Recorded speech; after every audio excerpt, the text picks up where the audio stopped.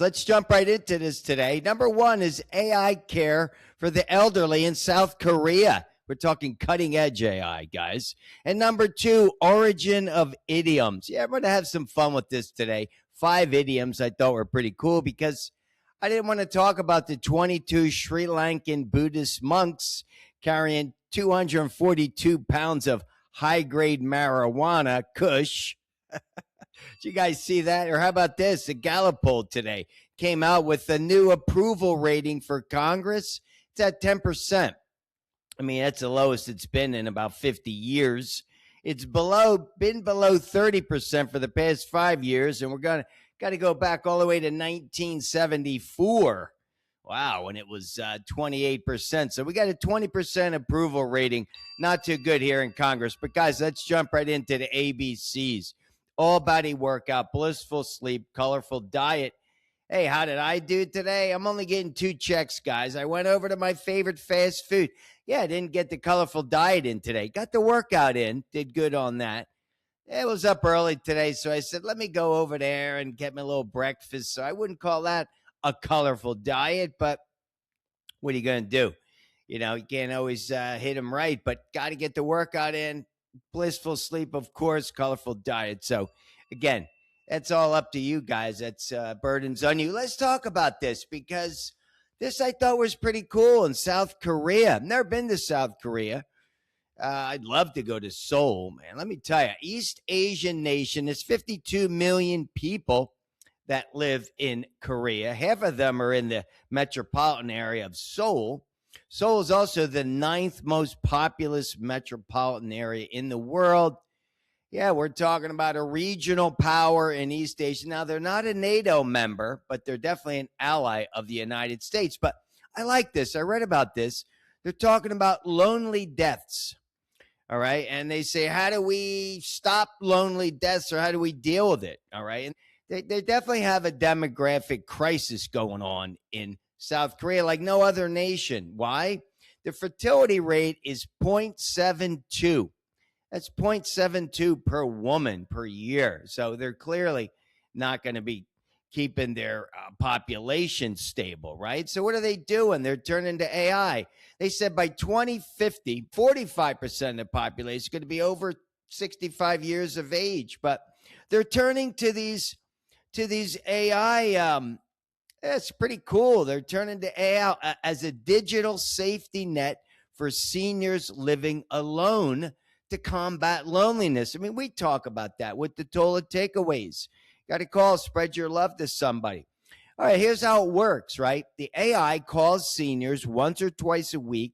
Now, they're talking to them in their language, and they ask them questions about health, diet, their mental state. And they say he remembers it, just doesn't just remember past conversations. No, it detects certain keywords related to illness, despair, all sorts of things that they're gonna catch it, right? And it flags it to a social worker. So it's a hybrid model. So you have one social worker, they say, can handle over 500 seniors, right? I mean, hundreds of seniors, but this is a great number, and it prioritizes those that are at the highest risk.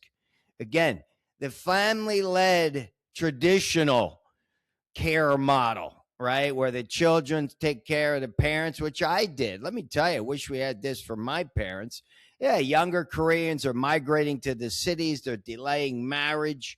So all sorts of things. But they say the national loneliness rate, it's at 33%. That's right, 33%. They say Korean seniors live alone. Yeah, that's a lot. We have a lot here. The AI accuracy, they say a 92% success rate of detecting unusual health patterns through this voice analysis. How about this? Again, the efficiency. One social worker can handle over 500. And in the year 2025, they believe lonely deaths dropped by 40%. Hey, kudos to South Korea. Now, what are the critics saying? Hey, let me bump up my Tola Talks here. What are the critics saying? Oh, they're going to say it dehumanizes. It dehumanizes the social services. It's a poor substitute for a human visit. But hey, what's the alternative? No care at all?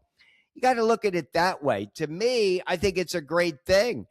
hey, if they're not going to receive any care at all, what's wrong with AI? But let me tell you, I started using, here's a little side note here. Anybody have this experience? I started using Grok.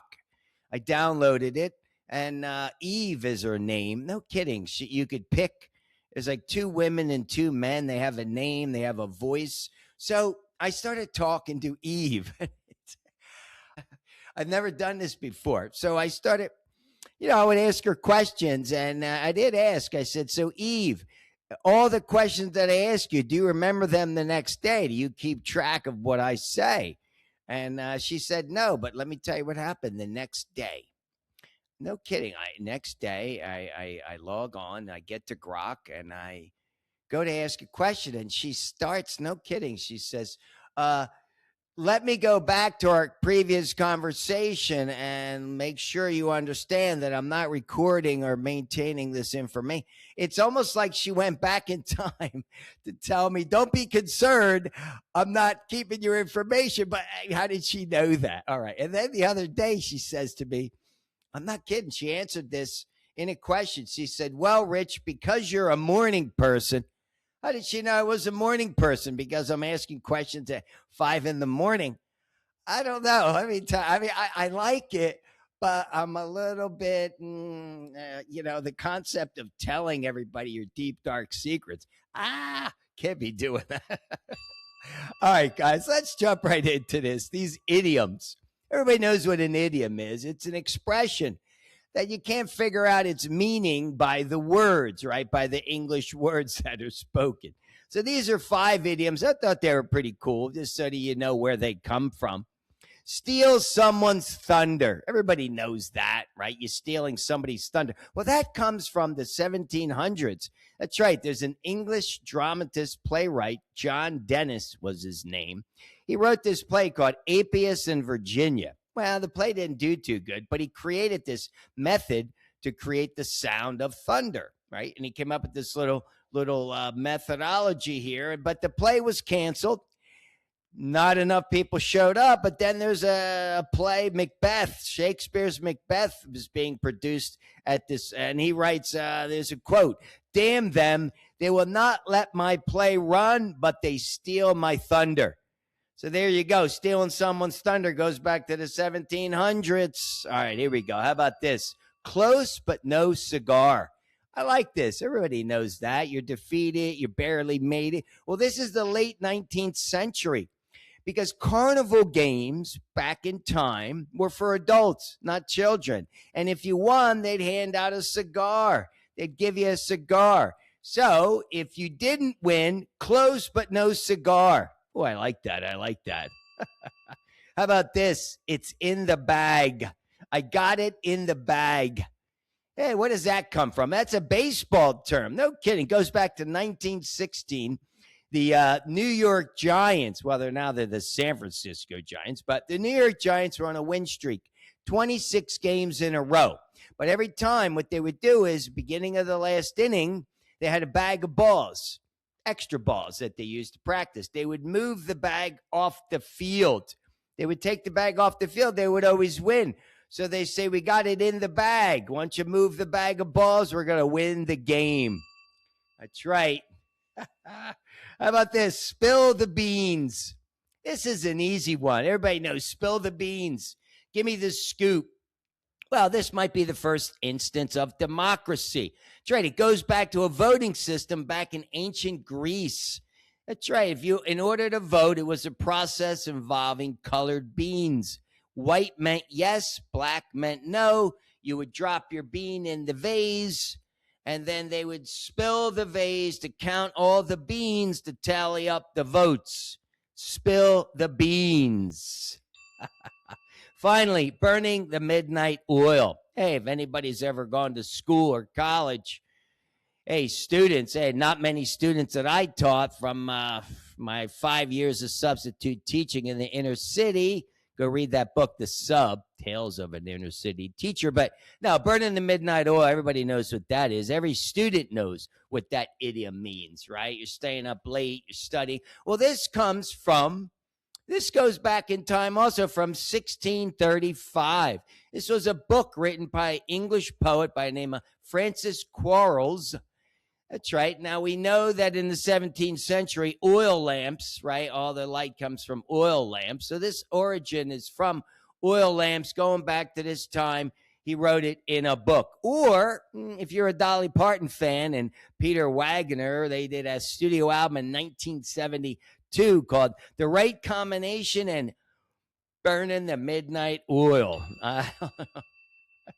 You got to go back in time for those. All right, guys, that's it. I just want to have some fun with that. So we got off to a little rocky start with the microphone, fixed that, but let's finish up with the 3 Tola takeaways because, again, they're crucial. You got to respect the ABCs. You got to do it. Workout, sleep, colorful diet, healthful diet, healthy diet. I didn't get one today, but you got to do it. Number 2, spread your love. That's right. Pick up the phone. If there's an elderly person in your life, pick up the phone, call them, go visit them because, hey, there's a lot of lonely people out there, especially if you're listening and you're in South Korea. All right. And finally, always be willing to accept another person's opinion because it's not yours doesn't mean it's wrong. All right, guys, have an awesome day. And as always, get your workout in. Peace.